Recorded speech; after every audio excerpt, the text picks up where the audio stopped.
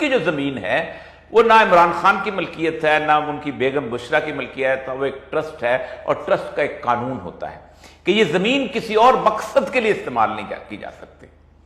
Trust جو ہے، وقف جس کو کہتے ہیں، اسلام کے اندر کہا جاتا ہے رکا ہوا، کہ یعنی اگر ایک زمین جو ہے وہ داتا صاحب کے نام پہ ہے اور قائس مدار کے لیے ہوگا تو اس زمین کے اوپر کوئی اور عمارت نہیں بنائی جا سکتی، وہ کھیت ہے، اس کی آمدنی وہیں جائے گی۔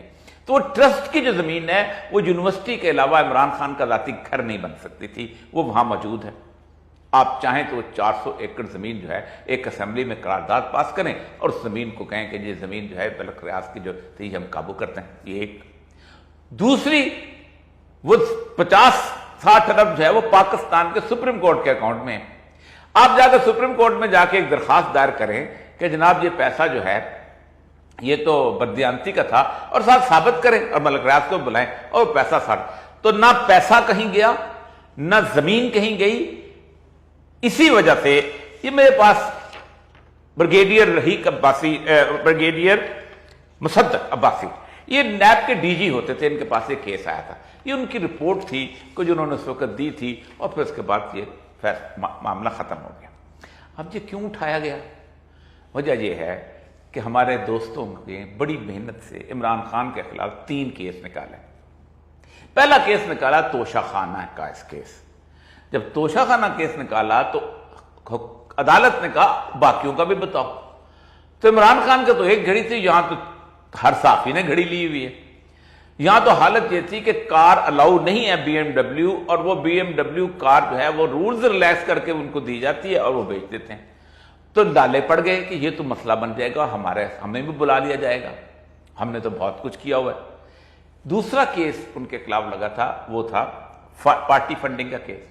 اب پارٹی فنڈنگ کے اندر جو بنیادی اختیار ہے الیکشن کمیشن کو وہ یہ تھا کہ جو فنڈ وہ غلط سمجھتے ہیں اس فنڈ کو وہ ضبط کر لے، اور اس کے ساتھ ساتھ ان کی جو ہے ایک نشان چھین، مطلب عمران خان کا بلہ نشان ہے تو وہ اس کو کہیں گے یہ ہم نے آپ کا چھین لیا، وہ کل کو وکٹ رکھ لے گا۔ تو اس پہ بڑے لالے کے جان کے لالے کہ یہ اس کو کیسے چلائیں گے، کیونکہ ظاہر بات ہے وہ بھی تو پارٹی فنڈنگ تھی، عمران خان کی ذات پہ تو نہیں آنا تھا۔ تیسرا انتہائی غلیظ اور فضول الزام ٹیریان والا تھا، یعنی آپ اندازہ کریں اس میں ہمارے علماء تک شریک ہوئے۔ ٹھیک ہے، ایک آدمی جو ہے اس کی زندگی جیسی بھی گزری ہے، اس کی ذاتی زندگی اس طرح بھی گزری ہے، لیکن یہ بھی کورٹ آف لاء میں ثابت نہیں کیا۔ میں اسے صفائی دینا چاہتا ہوں کہ صفائی عمران خان صاحب کا کام ہے، کورٹ آف لاء میں ثابت نہیں ہوتا تھا، کیونکہ اس کے لیے سب سے پہلے پاکستان میں ٹیریان کو آنا پڑتا تھا کہ اس کو دعویٰ کرنا پڑتا تھا یہ میرا باپ ہے، یہ مجھے مانتا نہیں۔ ٹھیک، اور یہ تو نہیں ہو سکتا تھا کہ آپ کسی پاکستان میں کسی خاتون کو اٹھا کے کہیں کہ یہ ٹیریان، اس سے تو ہر خاتون اٹھ کے کھڑی ہو جائے گی کہ میرا باپ مولانا فضل الرحمان ہے مجھے مانتا نہیں، میرا باپ شہباز شریف ہے مجھے مانتا نہیں، یہ میرا باپ۔ اب تو پاکستان میں صرف ایک ہی ہوگا کہ صرف ڈی این اے ہوا کریں گے اور تو کچھ نہیں ہوا کریں گے۔ تو یہ تینوں کیس جب فیل ہو گئے تو یہ کیس نکالا گیا، اور یہ کیس تھا انکوائری کی سٹیج پہ۔ جب تک انکوائری مکمل نہ ہو، نیب کا قانون کہتا ہے کہ انویسٹیگیشن میں نہیں آ سکتے، اور جب انویسٹیگیشن میں نہیں آ سکتی تو پھر آئے گی تو پھر اس کے وارنٹ جاری ہوتے ہیں۔ اس کیس کو اٹھایا گیا صرف یہ بتانے کے لیے کہ عمران خان کے خلاف ہم ایک بددیانتی اور کرپشن کا کیس کرتے ہیں۔ کرپشن وہاں ہوتی ہے کہ جہاں یہ 60 ارب عمران خان کے پاس ہوتے ہیں، یہ 60 ارب پاکستان کی حکومت کے پاس ہیں۔ آپ چاہیں تو اس کو بے شک ایم پی اے فنڈ میں تبدیل کر لیں جیسے آپ کرتے رہتے ہیں، آپ چاہیں تو اس کو اپنے لوگوں کو بانٹ دیں سیکرٹ فنڈ میں ڈال کے جیسے کہ آپ کرتے رہتے ہیں، آپ چاہیں تو آپ اس کو پاکستان کے اوپر ویسے ہی تقسیم کر دیں جیسے آپ لوگوں کی تصویریں بانٹا کرتے تھے، آپ اس کو اوپر ہیلی کاپٹر میں ڈالیں، 60 ارب روپے کو بانٹ دیں، آپ بادشاہ ہیں، آپ جو مرضی کر سکتے ہیں۔ تو یہ ہے بنیادی طور پر وہ القادر ٹرسٹ۔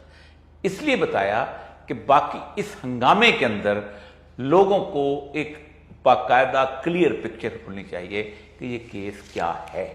اس کو عموماً ہماری آڈٹ کی زبان میں میکسیمم کہا جاتا ہے ٹیمپرری امبیزلمنٹ، یعنی ایک پیسہ ایک جگہ جمع ہونا تھا دوسری جگہ جمع ہو گیا۔ اب اس میں بھی ٹیمپرری امبیزلمنٹ اس لیے نہیں بنتی کہ سپریم کورٹ کا اکاؤنٹ جو ہے وہ بھی نیشنل کنسولیڈیٹڈ فنڈ کے ساتھ وابستہ ہے. سپریم کورٹ کا اکاؤنٹ ہو یا کوئی اور اکاؤنٹ ہو، اس میں ایک دفعہ پیسہ جمع ہو کے نکالا نہیں جا سکتا، وہ پارٹ آف دا بجٹ بن جاتا ہے اور اس کے اندر باقاعدہ اپروول لی جاتی ہے گورنمنٹ آف پاکستان کی، پارلیمنٹ کی، کہ یہ پیسہ ہماری آمدن میں شو ہوا ہے، جرمانوں کی آمدن میں.